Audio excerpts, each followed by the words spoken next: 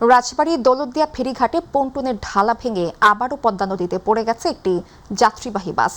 অল্পের জন্য বড় ধরনের প্রাণহানি এড়ানো গেলেও এ ঘটনায় ফেরিঘাটের নিরাপত্তা ও অবকাঠামোর সক্ষমতা নিয়ে উঠেছে নতুন প্রশ্ন। প্রতিনিধি শেখ মমিনের তথ্যচিত্রে জুবাইর রহমানের রিপোর্টে বিস্তারিত।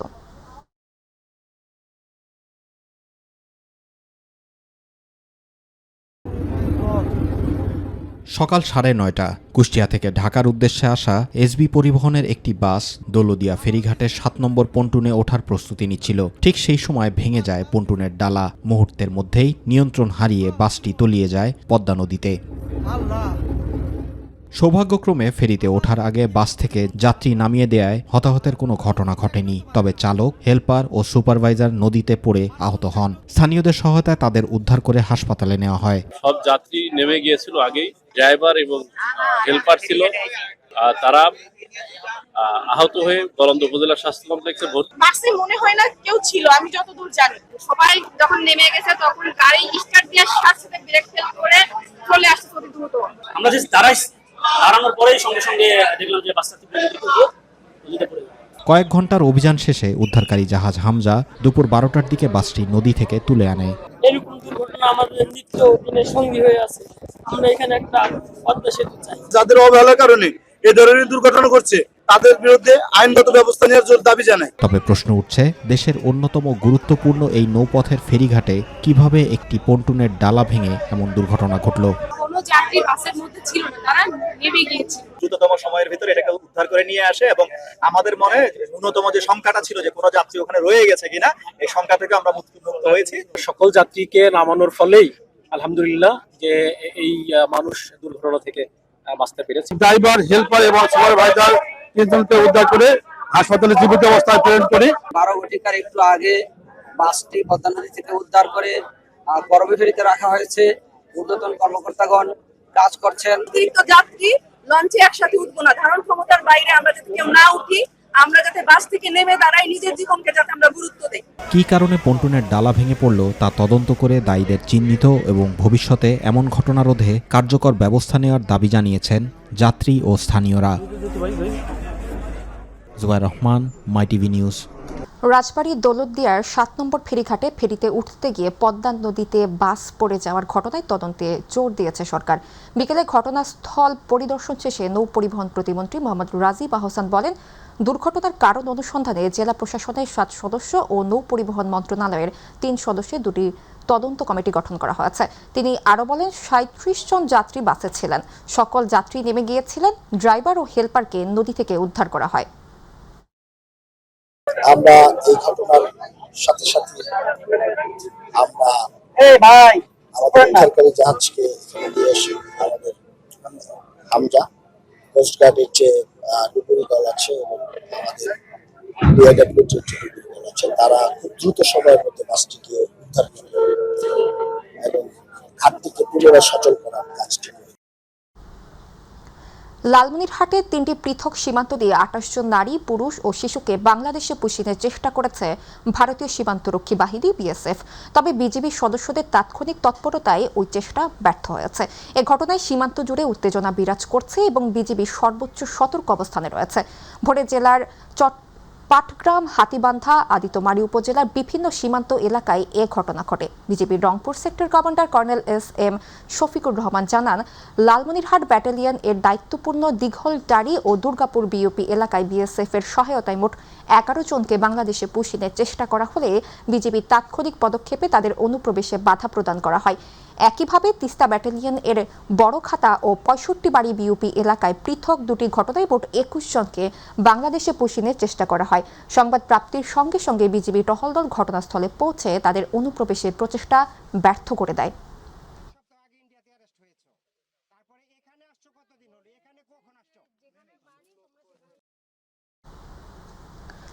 নওগাঁর সাপাহার সীমান্ত এলাকা দিয়ে নারী, পুরুষ এবং শিশুসহ 17 জনকে পুষিনের চেষ্টা চালিয়েছে ভারতীয় সীমান্তরক্ষী বাহিনী বিএসএফ। বিজিবির তাৎক্ষণিক তৎপরতায় বাংলাদেশে প্রবেশ করতে পারেনি তারা। সকাল 7:30টার দিকে সাপাহার উপজেলার হাপানিয়া সীমান্ত এলাকায় এ ঘটনা ঘটে। নওগাঁ ব্যাটালিয়ন 16 বিজিবি জানায়, হাপানিয়া সীমান্তের 238 সীমান্ত পিলার দিয়ে 88 বিএসএফ পান্না ছাড়া ক্যাম্পের সদস্যরা 17 জন ব্যক্তিকে বাংলাদেশের অভ্যন্তরে প্রবেশের চেষ্টা করে। সংবাদ পাওয়ার পর হাপানিয়া বিউপির টহল দল ঘটনাস্থলে পৌঁছে উক্ত ব্যক্তিদের ভারতীয় শূন্য লাইনের অভ্যন্তরে অবস্থানরত অবস্থায় শনাক্ত করে। 17 জনের মধ্যে 6 জন পুরুষ, 6 জন নারী এবং 5 জন শিশু রয়েছে। বর্তমানে তারা শূন্য রেখায় অবস্থান করছে। সংবাদ পাওয়ার পর ওই এলাকায় টহল বৃদ্ধি করা হয়েছে।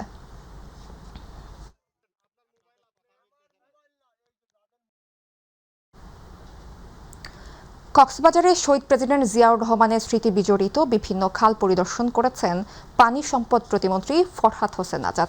দুপুরে তিনি কক্সবাজার সদর উপজেলার PM খালি ইউনিয়নের পাতলি মাসোয়াখালী খাল পরিদর্শন করেন। পরিদর্শন শেষে প্রতিমন্ত্রী বলেন, শহীদ প্রেসিডেন্ট জিয়াউর রহমান নিজ উদ্যোগে পাতলি মাসোয়াখালী খালটি খনন করেছিলেন। পাশাপাশি তিনি খালের পাড়ে খেজুর গাছ সহ বিভিন্ন প্রজাতির গাছ রোপণ করেছিলেন। এ সময় উপস্থিত ছিলেন কক্সবাজার 3 আসনের সংসদ সদস্য লুৎফুর রহমান কাজল, পানি সম্পদ মন্ত্রণালয়ের সচিব AKM সাহাবুদ্দিন, মন্ত্রণালয়ের প্রধান প্রকৌশলী খ.ম. জুলফিকার তারেক, কক্সবাজারের নির্বাহী প্রকৌশলী মোহাম্মদ নুরুল ইসলাম সহ দলীয় নেতাকর্মী ও ঊর্ধ্বতন কর্মকর্তারা। এই অত্র এলাকার মানুষের দুর্দশা, দুর্দিন এবং তাদের শেষ সেবার ক্ষেত্রে যে জটিলতা, যে সমস্যাগুলো পড়তো, ইনশাল্লাহ সেটা এখানে একবারে দূরীকরণ হবে এবং তারা সেভাবে শেষ সুবিধার মধ্য দিয়ে এই অত্র এলাকায় এই খাদ্যে আরও তাদের যে ফসল সেগুলো দ্বিগুণ হবে। চট্টগ্রামে জিয়া স্মৃতি জাদুঘর সংস্কার করে সাবেক রাষ্ট্রপতি জিয়াউর রহমানের সব স্মৃতি সংরক্ষণ করা হবে বলে জানিয়েছেন মুক্তিযুদ্ধ বিষয়ক মন্ত্রী আহমেদ আজম খান। আজ চট্টগ্রামের পুরনো সার্কিট হাউস ও জিয়া স্মৃতি জাদুঘর পরিদর্শনে গিয়ে তিনি বলেন, পূর্বের সরকারের সময়ে জিয়া স্মৃতি কমপ্লেক্সের নাম পরিবর্তন করা হলেও শহীদ জিয়া স্মৃতি সংরক্ষণ করে নতুনভাবে এই কমপ্লেক্স চালু করা হবে। তিনি আরও জানান, ভূমিকম্পে ক্ষতিগ্রস্ত জাদুঘরের সংস্কার কাজ দ্রুত শুরু করা হবে এবং কাজ শেষে এটি নতুন প্রজন্মের জন্য উন্মুক্ত করে দেওয়া হবে। পরিদর্শনকালে প্রতিমন্ত্রী ইশরাক হোসেন, সংসদ সদস্য ইরশাদুল্লাহ, দক্ষিণ জেলা বিএনপির আহ্বায়ক ইদ্রিস মিয়া, চট্টগ্রাম বিভাগীয় কমিশনার জিয়াউদ্দিন, জেলা প্রশাসক জাহিদুল ইসলাম মিয়াও উপস্থিত ছিলেন। স্মৃতি কমপ্লেক্স যেটা ফ্যাসিবাদের সময়ে স্বাধীনতা কমপ্লেক্স করা হয়েছিল, সম্পূর্ণভাবে শহীদ রাষ্ট্রপতি জিয়াউর রহমানের প্রতি ঈর্ষা করে এবং এটা একটা প্রতিহিংসামূলক রাজনীতির ছুবল।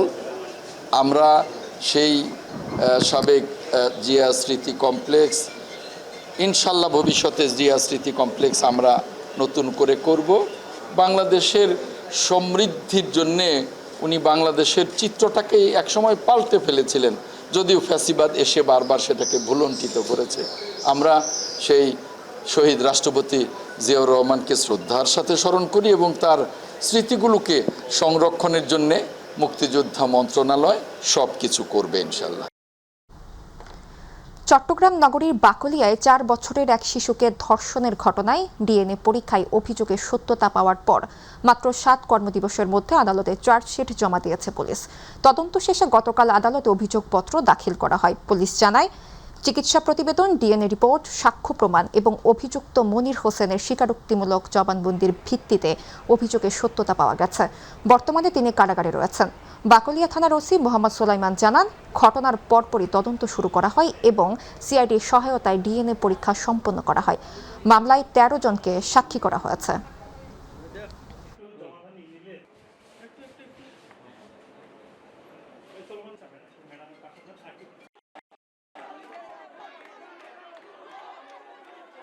বিষয় ওই বিষয়ে আমি কিছু বলতে পারছি না, বাট আমরা পজিটিভ সাইন পাইছি দর্শনের।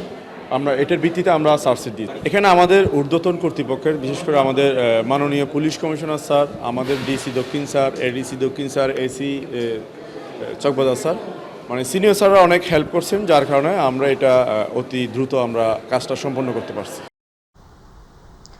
চট্টগ্রামে তেল, গ্যাস ও বিদ্যুতের মূল্য বৃদ্ধি এবং নিত্য প্রয়োজনীয় পণ্যের ঊর্ধ্বগতির প্রতিবাদে বিক্ষোভ সমাবেশ ও মিছিল করেছে বাংলাদেশ জামায়াতে ইসলামী চট্টগ্রাম মহানগরী। আন্দরকিল্লা শাহী জামে মসজিদের উত্তর গেটে অনুষ্ঠিত সমাবেশে সভাপতিত্ব করেন মহানগর জামায়াতের আমির মোহাম্মদ নজরুল ইসলাম। সমাবেশে বক্তারা বলেন, দফায় দফায় তেল, গ্যাস ও বিদ্যুতের দাম বৃদ্ধি সাধারণ মানুষের জীবনযাত্রাকে আরও কঠিন করে তুলেছে। তারা অবিলম্বে মূল্য বৃদ্ধির সিদ্ধান্ত বাতিল এবং নিত্য প্রয়োজনীয় দ্রব্যমূল্যের ঊর্ধ্বগতি নিয়ন্ত্রণে কার্যকর পদক্ষেপ গ্রহণের দাবি জানান। বক্তারা অভিযোগ করেন, জাতীয় সংসদে পর্যাপ্ত আলোচনা ছাড়াই জ্বালানি খাতে মূল্য বৃদ্ধির সিদ্ধান্ত নেওয়া হয়েছে, যা জনস্বার্থ বিরোধী। পরে লজ্জা থাকলে পদত্যাগ করা উচিত ছিল। তবে অবিলম্বে শিলং সালাউদ্দিনকে মন্ত্রিসভা থেকে প্রত্যাহার করা হোক এবং দেশপ্রেমিক জনবান্ধব যারা নীতি মেনে চলবে না, যারা বেগম খালেদা জিয়ার পুত্র তারেক জিয়াকে কুপথে পরিচালনা করবে, কুপরামর্শ দেবে, পতিত স্বৈরাচারের পথে হাঁটার জন্য উদ্বুদ্ধ করবে, পতিত স্বৈরাচারের লোকদেরকে পুনর্বাসন উদ্বুদ্ধ করবে, তাদেরকে ছাঁটাই করে দেশপ্রেমিক জিয়ার অনুসারী, খালেদা জিয়ার অনুসারীদেরকে মন্ত্রিসভা পুনর্গঠন করুন। চট্টগ্রামের বাজারে স্বস্তি ফিরেছে সবজির দামে। আলু, পেঁয়াজ, রসুন সহ অধিকাংশ সবজির দাম এখন নিয়ন্ত্রণে রয়েছে। তবে চাল, ডাল, ভোজ্য তেল সহ নিত্য প্রয়োজনীয় মুদি পণ্যের দামে তেমন কোনো পরিবর্তন আসেনি। অন্যদিকে মাছের বাজারে এখনও চড়া দাম বজায় রয়েছে। আজ মুরগির বিভিন্ন বাজার ঘুরে দেখা যায়, ব্রয়লার মুরগি কেজি প্রতি বিক্রি হচ্ছে 155 থেকে 160 টাকা, যা ঈদের আগে ছিল 180 থেকে 195 টাকা। সোনালী মুরগি বিক্রি হচ্ছে 320 থেকে 330 টাকা এবং দেশি মুরগি 580 থেকে 600 টাকায়। ডিমের দামও কিছুটা কমেছে। এদিকে মাছের বাজারে বাড়তি দর অব্যাহত রয়েছে। ব্যবসায়ীরা জানান, গত 1 বছর ধরে মাছের দামে উল্লেখযোগ্য কোনো কমতি দেখা যায়নি।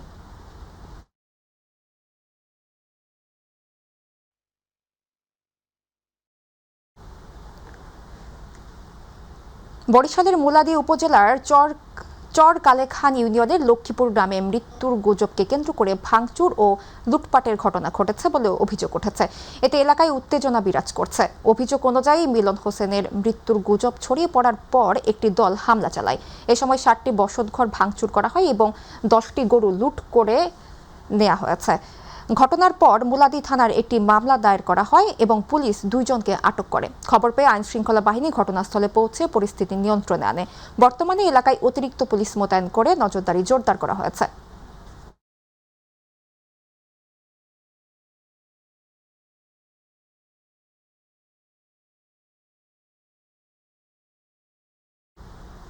সিরাজগঞ্জের বেলকুচিতে বাস চাপায় এক নারীসহ 3 ভ্যান যাত্রী নিহত হয়েছে। এই ঘটনায় আহত হয়েছে আরও একজন। ভোর 6টার দিকে সিরাজগঞ্জ বেলকুচি আঞ্চলিক সড়কের বেলকুচি উপজেলার মেঘুল্লায় সড়ক দুর্ঘটনাটি ঘটে। নিহতরা হলেন ভ্যান যাত্রী বেলকুচি উপজেলার উজিলা খাতুন, মোতালেব হোসেন ও ভ্যান চালক হজরত আলী। আহত হয়েছেন মোসাম্মদ তামান্না খাতুন নামের অপর এক ভ্যান যাত্রী। খবর পেয়ে ঘটনাস্থলে পৌঁছে পুলিশ ও স্থানীয়দের সহায়তায় লাশ ও আহতকে উদ্ধার করা হয়। আহত ভ্যান যাত্রীকে বেলকুচি উপজেলা স্বাস্থ্য কমপ্লেক্সে পাঠানো হয়েছে।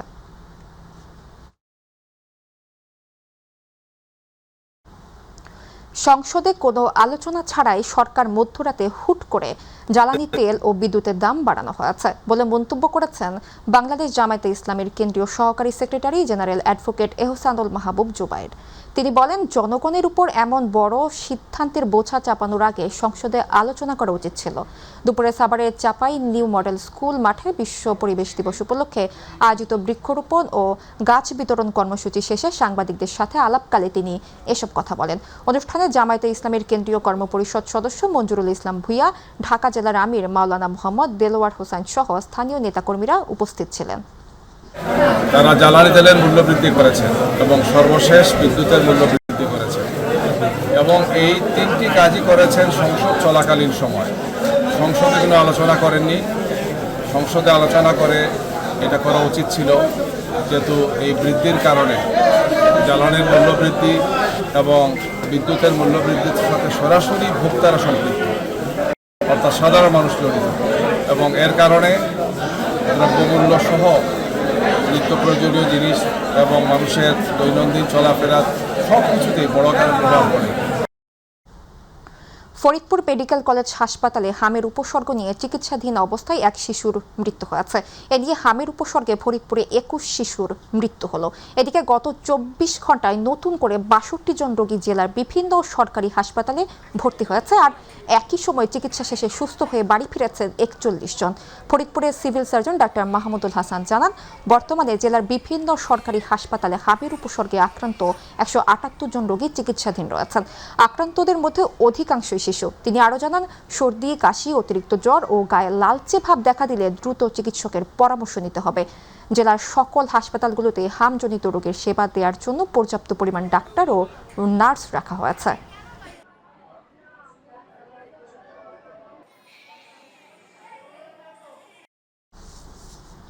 বগুড়ার দুপচাচিয়া উপজেলার চৌমোহনী এলাকায় ডাকাতির প্রস্তুতিকালে আন্তজেলা ডাকাত দলের 4 সদস্যকে গ্রেফতার করেছে পুলিশ। এ সময় তাদের কাছ থেকে একটি রিভলভার, ডাকাতির বিভিন্ন সরঞ্জাম, একটি চাইনিজ কুড়াল, কাটার, ধারালো চাকু, গামছা এবং 120 পিস ইয়াবা ট্যাবলেট উদ্ধার করা হয়েছে। বেলা 11টায় পুলিশ সুপারের কার্যালয়ে আয়োজিত এক সংবাদ সম্মেলনে পুলিশের মিডিয়া সেলের প্রধান অতিরিক্ত পুলিশ সুপার আতাউর রহমান এ তথ্য জানান। পুলিশ জানায়, গ্রেফতারকৃতদের বিরুদ্ধে বিভিন্ন থানায় একাধিক মামলা রয়েছে। তাদের বিরুদ্ধে আইনগত ব্যবস্থা গ্রহণ করা হয়েছে এবং এ ঘটনায় জড়িতদের শনাক্তে অভিযান অব্যাহত রয়েছে। ঘটনাস্থল থেকে 4 জনকে গ্রেপ্তার করে। গ্রেপ্তারের সময় তাদের কাছ থেকে বিভিন্ন অস্ত্রসহ সরঞ্জাম উদ্ধার হয়। উদ্ধারের মধ্যে একটি রিভলভার, একটি চাইনিজ কুড়াল, একটি কাটার, দুটি বার্মিজ চাকু, একটা রেঞ্জ এবং 2টি গামছা উদ্ধার করা হয় তাদের কাছ থেকে। এবং তাদের তথ্যের ভিত্তিতে আমরা আরও কিছু ঘটনার সাথে তাদের সম্পৃক্ততা এবং অন্যান্য কয়েকটা ঘটনার সম্পৃক্ততা পাই এবং তাদের নিয়ে অভিযান পরিচালনা করে আমরা আরও কিছু এই সংক্রান্তে অগ্রগতি পাই এবং উদ্ধার কাজ সম্পন্ন করি। দেশজুড়ে চলছে মাদক বিরোধী অভিযান। প্রতিদিন ধরা পড়ছে মাদক কারবারিরা, উদ্ধার হচ্ছে কোটি কোটি টাকার মাদক। কিন্তু বাস্তবতা বলছে ভিন্ন কথা। মাদকের ভয়াল থাবায় আজ রক্তাক্ত পুরো জনপদ। মাদকের ভয়াল থাবায় বাড়ছে চুরি, ছিনতাই, ডাকাতি, কিশোর গ্যাং, সন্ত্রাস আর নির্মম হত্যাকাণ্ড। মাদকের ভয়াবহতা নিয়ে রংপুর থেকে বিস্তারিত জানাচ্ছেন মাহমুদুল হাসান। রংপুরে মাদক কারবারের দ্বন্দ্বে গত মাসে খুন হন যুবদল নেতা রাকিব হাসান। এর কিছুদিন আগে বদরগঞ্জে 2 কিশোর গ্যাংয়ের সংঘর্ষে প্রাণ যায় যুবক আরিফুল ইসলামের। আর পীরগঞ্জে বৈদ্যুতিক ট্রান্সফরমার চুরি ঠেকাতে গিয়ে হাত পা বেঁধে হত্যা করা হয় কৃষক মফিজারকে। গত জানুয়ারিতে বদরগঞ্জে বিষাক্ত রেকটিফাইড স্পিড পান করে মাদক ব্যবসায়ী সহ মারা যান 8 জন। কিন্তু সেই ঘটনার পরও থামেনি মাদকের বেচাকেনা।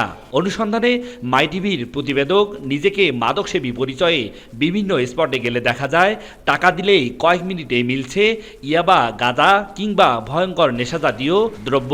স্থানীয়দের অভিযোগ, মাদকের টাকার জন্যই বাড়ছে চুরি, ছিনতাই, ডাকাতি, ধর্ষণ ও হত্যাকাণ্ডের মতো অপরাধ। প্রেক্ষাপট হচ্ছে যে যারা বড় ধরনের ডিলার, যে সীমান্ত দিয়ে মাদক আসছে বা বিভিন্ন ধরনের বড় বড় চালানগুলো আসছে, এই যে মূল নেপথ্যে কারা, তাদেরকে যদি আপনি আইনের আওতায় না আনতে পারেন তাহলে তো এটা আসলে নির্মূল হওয়ার কথা না। মাদক এখন শহর পেরিয়ে ঢুকে পড়েছে গ্রামেও। শিক্ষা প্রতিষ্ঠান ঘিরে বাড়ছে উদ্বেগ। এখন সীমান্ত যদি আপনি অরক্ষিত থাকে, সীমান্তে যদি আপনি এই মাদকগুলো ধরতে না পারেন বা বাধা দিতে না পারেন, হ্যাঁ, তাইলে তো আপনি মাদকে ছয়লাভ হয়ে যান। বিশেষজ্ঞরা বলছেন, শুধু অভিযান নয়, মাদকের পিছনের সিন্ডিকেট, সীমান্ত পথ আর রাজনৈতিক প্রভাব ভাঙতে না পারলে পরিস্থিতি নিয়ন্ত্রণে আসবে না। রাজনৈতিক পৃষ্ঠপোষকতা ছাড়া আমরা জানি যে অনেক কিছু সম্ভব হয় না। এই পুলিশ এবং আইনশৃঙ্খলা বাহিনী এবং রাজনীতিবিদরা ঐক্যবদ্ধভাবে অভিযানটা সত্যিকার অর্থে করে, তাহলে আমার মনে হয় মাদক ব্যবসায়ীরা কোণঠাসা হয়ে পড়বে। মাদক দ্রব্য নিয়ন্ত্রণ অধিদপ্তর জানিয়েছে, নিয়মিত অভিযানে উদ্ধার হচ্ছে বিপুল পরিমাণ মাদক। চানাচুরের প্যাকেটে অভিনব কায়দায় আপনার গাঁজা পাচারকালে একজনকে আমরা গ্রেপ্তার করেছি। এরকম আমাদের নিয়মিত শহরের ভিতরে এবং বিভিন্ন উপজেলায় যারা বড় বড় মাদক ব্যবসায়ী তাদেরকে আমরা গ্রেপ্তার করতেছি এবং আইনের আওতায় নিয়ে আসতেছি। পুলিশ বলছে, বিভিন্ন সময়ে ঘটা হত্যাকাণ্ড সহ বেশিরভাগ অপরাধের পেছনে রয়েছে মাদক ও সংঘবদ্ধ অপরাধ চক্রের যোগসূত্র। তারা দাবি করছে, অপরাধ নিয়ন্ত্রণে তৎপর রয়েছে পুলিশ। যারা এই মাদক ব্যবসা এবং মজুত এবং পরিবহন সাথে জড়িত তাদের আমরা তালিকা তৈরি করেছি এবং আমাদের অনেক অভিযান চলছে এবং আমাদের বেশ কিছু ভালো অ্যাচিভমেন্ট, মাদকসেবী গ্রেপ্তার এবং তাদের গডফাদারদের নামে আমরা মানি লন্ডারিং আইনেও আমরা ব্যবস্থা নিব এবং এই সংক্রান্তে অনেকগুলো অভিযান আমরা পরিচালনা করেছি। সাধারণ মানুষের প্রশ্ন একটাই, এসব মামলা, অভিযান আর গ্রেপ্তারের সংখ্যা না বাড়িয়ে এসব রাঘব বোয়ালদের দ্রুতই রোধ করলেই মাদক রোধ হবে, এমনটাই প্রত্যাশা সাধারণ মানুষের। মাহমুদুল হাসান, মাই টিভি, রংপুর। ফরিদপুরে ভাঙ্গা উপজেলার বিস্তীর্ণ মাঠ জুড়ে এখন চোখ জোড়ানো সোনালী ধানের সমারোহ। চলতি বোরো মৌসুমে মাঠে মাঠে ধানের শীষে দোল খাচ্ছে সম্ভাবনার বার্তা। বাম্পার ফলন হওয়ায় সেই সম্ভাবনায় কৃষকের মুখে ফিরিয়ে এনেছে স্বস্তি ও আনন্দের হাসি। ভাঙ্গা প্রতিনিধি মোহাম্মদ সরওয়ার হোসেনের পাঠানো তথ্য ও ভিডিও চিত্রে ডেস্ক রিপোর্ট। ফরিদপুরের ভাঙ্গায় চলতি মৌসুমে বোরো ধানের বাম্পার ফলন হয়েছে। উপজেলার অধিকাংশ এলাকার ধান কাটাই ইতোমধ্যেই শেষ হয়েছে। ধান মাড়াই ও প্রক্রিয়াজাতকরণ শেষে কৃষকরা এখন ঘরে তুলছেন সোনালী ফসল। কৃষকদের মতে কৃষি বিভাগে নিয়মিত পরামর্শ ও তদারকি, উন্নত মানের বীজ সরবরাহ, সুষম সার প্রয়োগ এবং সময়মতো সেচ ও পরিচর্যার ফলেই এবছর বাম্পার ফলন সম্ভব হয়েছে। কৃষি সম্প্রসারণ অধিদপ্তর সূত্রে জানা গেছে, চলতি মৌসুমে ভাঙ্গা উপজেলায় প্রায় 4086 হেক্টর জমিতে বোরো ধানের আবাদ করা হয়েছে। কৃষি অফিসারের পরামর্শে আমি সময় মতো ধানের ঔষধ এবং জায়গা ধান খেত বাছাই করছি। ইনশাল্লাহ আমার বাম্পার ফলন হয়েছে। 4 বিঘা বুই ধানের আবাদ করছিলাম, ধানের ইনশাল্লাহ বাম্পার ফলন হয়েছে। এবছরে বাম্পার ফলন হয়েছে 3 বিঘা বুই, ইনশাল্লাহ এতে আমরা খুশি। বড় মৌসুমে ধানের ভালো ফলনের জন্য উপজেলা কৃষি অফিস ভাঙ্গার পক্ষ থেকে বিভিন্ন নতুন জাতের ধান 92, ধান 89, ধান 101, 102 বিভিন্ন নতুন জাত কৃষককে সরবরাহ করা হয়েছে। ওভারঅল আবহাওয়া এবং পরিবেশ এবছর ভালো থাকায় আমরা আশা করছি ভাঙ্গা উপজেলাতে বড় ধানের যে বাম্পার ফলন হবে। ইতিমধ্যে আপনারা জানেন যে 60% ধানের কর্তন হয়ে গেছে এবং কৃষকরা ধান কর্তনে এবং মাড়াই ব্যস্ত আছে। আবহাওয়া অনুকূলে থাকায় এবং বড় ধরনের কোনো প্রাকৃতিক দুর্যোগ না থাকায় এবছর ভাঙ্গায় বোরো ধানের বাম্পার ফলন হয়েছে। বাম্পার ফলনে কৃষকদের আর্থিক সচ্ছলতা বাড়বে এবং স্থানীয় কৃষি অর্থনীতিতে ইতিবাচক প্রভাব পড়বে বলে মনে করছেন সংশ্লিষ্টরা। ধানের বাম্পার ফলনে ভাঙ্গার কৃষকদের মাঝে ফিরেছে নতুন আশার আলো। কৃষি বিভাগের ধারাবাহিক সহযোগিতা এবং কৃষকদের নিরলস পরিশ্রমে এই সফলতা এসেছে বলে মনে করছেন সংশ্লিষ্টরা। এমন ধারাবাহিকতা বজায় থাকলে কৃষি খাতে নতুন সম্ভাবনার দ্বার উন্মোচিত হবে বলে প্রত্যাশা সবার। হাফিজা খানম জুথি, মাই টিভি। বরিশালের বাকেরগঞ্জে বরিশাল পটুয়াখালী মহাসড়কের রুহিতারপাড় এলাকায় পটুয়াখালী থেকে ছেড়ে আসা ইউনিক পরিবহনের একটি যাত্রীবাহী বাস নিয়ন্ত্রণ হারিয়ে সড়কের পাশের খাদে পড়ে গেছে। এই ঘটনায় বাসে থাকা অন্তত 15 জন যাত্রী আহত হন। প্রত্যক্ষদর্শীরা জানান, বাসটি রুহিতারপাড় এলাকায় পৌঁছালে চালক নিয়ন্ত্রণ হারিয়ে ফেলেন। পরে বাসটি সড়ক থেকে ছিটকে পাশের খাদে পড়ে যায়। দুর্ঘটনার পর স্থানীয় বাসিন্দারা দ্রুত উদ্ধার কাজে অংশ নেন এবং আহতদের উদ্ধার করে বাকেরগঞ্জ উপজেলা স্বাস্থ্য কমপ্লেক্স সহ বিভিন্ন হাসপাতালে পাঠান। খবর পেয়ে ফায়ার সার্ভিস ও পুলিশ ঘটনাস্থলে পৌঁছে উদ্ধার কার্যক্রম পরিচালনা করে। বাকেরগঞ্জ থানা পুলিশ জানায়, দুর্ঘটনার কারণ অনুসন্ধান করা হচ্ছে। ব্রাহ্মণবাড়িয়ার কসবায় এক বৃদ্ধকে বাঁচাতে গিয়ে ট্রেনের ধাক্কায় এক যুবকের মৃত্যু হয়েছে। কসবা রেলওয়ে স্টেশনে এ মর্মান্তিক ঘটনাটি ঘটে। জানা যায়, ট্রেনের হর্ন শুনতে না পেয়ে এক বৃদ্ধ ব্যক্তি লাইনের উপরেই দাঁড়িয়েছিলেন। বিষয়টি দেখতে পেয়ে তোফায়েল দ্রুত রেল লাইনে নেমে বৃদ্ধকে সরিয়ে নেন। তবে বৃদ্ধকে নিরাপদ স্থানে সরিয়ে দিলেও তিনি নিজে সরে যাওয়ার আগে দ্রুত গতিতে আসা চট্টগ্রামগামী সুবর্ণ এক্সপ্রেসের ধাক্কায় ছিটকে পড়েন। পরে হাসপাতালে নিয়ে গেলে ডাক্তার তাকে মৃত ঘোষণা করেন।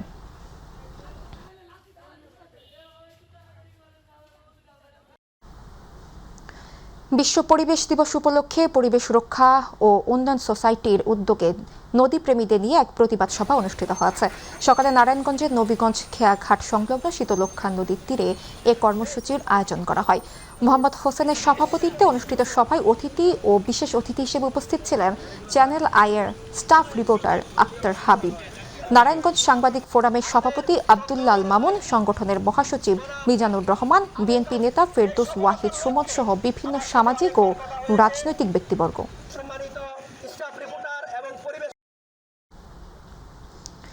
বিশ্ব পরিবেশ দিবস উপলক্ষে নওগাঁ বদলগাছি সড়কের উভয় পার্শ্বে বৃক্ষরোপণ কর্মসূচি পালন করা হয়েছে। নওগাঁ পরিবেশ উন্নয়ন সংস্থার উদ্যোগে ও বন বিভাগের সহযোগিতায় পৌরসভার বরুণকান্দি এলাকায় এই কর্মসূচির উদ্বোধন করেন নওগাঁ ৫ আসনের সংসদ সদস্য মোহাম্মদ জাহিদুল ইসলাম ধুলো। বর্তমান সরকারের দেশব্যাপী ২৫ কোটি চারা রোপণের ঘোষণার ধারাবাহিকতায় এই কর্মসূচিতে বিভিন্ন প্রজাতির ফলদ, বনজ, ঔষধি ও শোভাবর্ধক চারা রোপণ ও বিতরণ করা হয়। কর্মসূচিতে বন বিভাগের ভারপ্রাপ্ত কর্মকর্তা মোহাম্মদ শাহিদুল ইসলাম, সওজ এর উপবিভাগীয় প্রকৌশলী সুলতানা খানম, উপসহকারী প্রকৌশলী মোহাম্মদ ফেরদৌস জামান উপস্থিত ছিলেন। প্রত্যেকের স্বাভাবিক জীবনের একটা প্রয়োজনীয় মনে করে যে গাছ লাগানো প্রত্যেকটা বাড়িরই এটা স্বভাবে পরিণত হয়েছে যে আমার একটা গাছ লাগানো প্রয়োজন, সচেতন হয়েছে। আমার বিশ্বাস যে আমাদের সরকারের যে উদ্দেশ্য সেই উদ্দেশ্য ইনশাল্লাহ আমরা সারা বাংলাদেশের মানুষকে এইভাবে উজ্জীবিত করে। বিশ্ব পরিবেশ দিবস উপলক্ষে গাইবান্ধায় ৩ লাখ বৃক্ষরোপণ কর্মসূচির আনুষ্ঠানিক উদ্বোধন করা হয়েছে। বেসরকারি উন্নয়ন সংস্থা, গণ উন্নয়ন কেন্দ্র এবং এর উদ্যোগে ফুলছড়ি উপজেলার গুণভরি দ্বিমুখী উচ্চ বিদ্যালয় মাঠে এই কর্মসূচির উদ্বোধন করা হয়। অনুষ্ঠানে প্রধান অতিথি হিসেবে উপস্থিত থেকে কর্মসূচির উদ্বোধন করেন গাইবান্ধা জেলা প্রশাসক মোহাম্মদ মাসুদুর রহমান মোল্লা।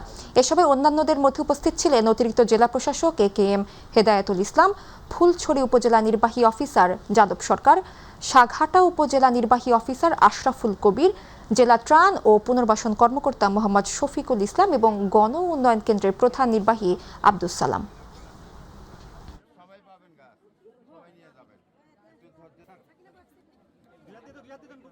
গাইবান্ধা সাদুল্লাপুরে হেলপার কর্তৃক চুরি যাওয়া একটি ট্রাক উদ্ধার সহ একজনকে আটক করেছে পুলিশ। পুলিশ জানায় ট্রাকটি ধাপেরহাট এলাকায় রেখে চালক বাড়ি গেলে পরে হেলপার আমির হোসেন সেটি চাবি নিয়ে যায় বলে অভিযোগ ওঠে। বিষয়টি জানতে পেরে ট্রাক মালিক থানায় সাধারণ ডায়েরি করেন। পরে তথ্য প্রযুক্তির সহায়তায় সিরাজগঞ্জের শাহজাদপুর এলাকায় ট্রাক সহ হেলপারকে আটক করে হাইওয়ে পুলিশ। এ সময় তার এক সহযোগী পালিয়ে যায়। আটক হেলপারকে সাদুল্লাপুর থানায় হস্তান্তর করা হয়েছে এবং তার বিরুদ্ধে মামলা দায়ের করে আদালতে পাঠানো হয়েছে বলে পুলিশ জানিয়েছে।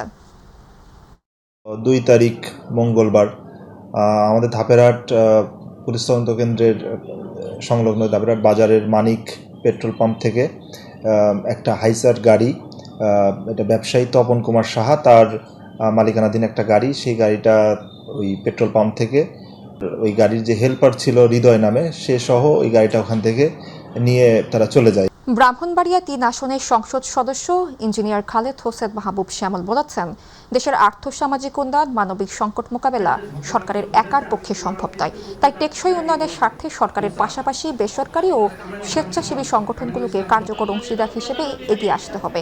অ্যাপেক্স ক্লাব অব ব্রাহ্মণবাড়িয়ার ৩৪তম পালাবদল অনুষ্ঠানে প্রধান অতিথির বক্তব্যে তিনি একথা বলেন। শুক্রবার শহরের একটি রেস্টুরেন্টে আয়োজিত অনুষ্ঠানে অ্যাডভোকেট তরিকুল ইসলাম খান রোমার সভাপতিত্বে বিশেষ অতিথি ছিলেন জেলা পরিষদের প্রশাসক সিরাজুল ইসলাম সিরাজ, সংগঠনের জাতীয় সভাপতি বেলাল হোসেন, সহসভাপতি advocate Masum Ahmed, life governor Salauddin Mahmud সহ আরো অনেকে। এই মধু মাসে লিচুর ধুম দিনাজপুরে, কিন্তু ঈদের ছুটি শেষে এখনও ঢাকা সহ বাইরের জেলার পাইকারি ক্রেতারা পুরোপুরি বাজারে না ফেরায় কম দামে বিক্রি করছে চায়না ৩, বেদানা, মুম্বাই ও মাদ্রাজি জাতের লিচু। এতে ক্রেতারা স্বস্তি পেলেও লাভ নিয়ে দুশ্চিন্তায় বাগান মালিক ও ব্যবসায়ীরা। দিনাজপুর প্রতিনিধি মুকুল চট্টোপাধ্যায়ের পাঠানো তথ্য ও চিত্রে তামান্না সাদিকা রিপোর্টে বিস্তারিত। লিচুর জেলা হিসেবে পরিচিত দিনাজপুর, মৌসুম এলেই শহরের কালীতলা, নিউ মার্কেট সহ বিভিন্ন আড়ত ও বাজারে জমে ওঠে লিচু বেচাকেনা।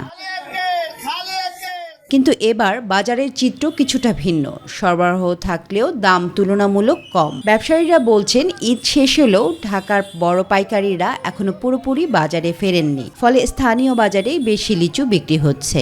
ঢাকার যে পাইকারগুলা এখনো আসে নাই, ঢাকার পাইকাররা আসে নাই, কিন্তু মালের আমদানি অনেক হয়ে গেছে, যার কারণে আজকে দামটা একটু কম পাইলাম। গত 2 দিন আগে ঈদ হয়ে গেল, এখনো ঢাকার উদ্দেশ্যে লোকজন যাতায়াত এখনো শুরু হয় নাই। বাজার খারাপ, মানে বাইরের কাপড়গুলা একবারে ঢুকতেই পারে নাই, এই কারণে লিচু পরে একবারে পানির দামে। ক্রেতারা জানান, এবার চায়না 3 লিচু ও বেদানা লিচুর দামেও বড় পতন। তবে মান ও আকার ভেদে বোম্বাই ও মাদ্রাজি লিচু প্রতি 1000 লিচু বিক্রি হচ্ছে 2000 থেকে 3000 টাকায়। 600 টাকা বেদানা, 1200 টাকা চায়না 3, এবার সব থেকে দাম কম। আজকে মাল লেভেল নামছে ঈদের পরে প্রচুর মাল, প্রথম চান্সে মাল কিনছি বেশি রেটে, এখন মালের একটু রেট কম। দাম মনে করেন সর্বোচ্চ 2400-2500, নিচে 1500-1600, আজকে বাজার কমে গেছে। এদিকে কৃষি সম্প্রসারণ অধিদপ্তর বলছেন ভোক্তারা যেন স্বাস্থ্যসম্মত ও নিরাপদ লিচু পান সেজন্য বাজারজাতকরণ ও নিরাপদ ফল উৎপাদনে কৃষকদের পরামর্শ দেয়া হচ্ছে। স্বাস্থ্যসম্মত এবং নিরাপদ লিচু যাতে ভোক্তা খেতে পারে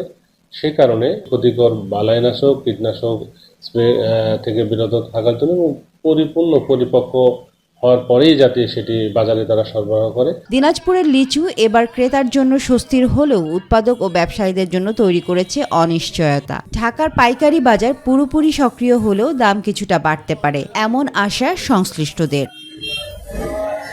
তামান্না সাদিকা, মাই টিভি।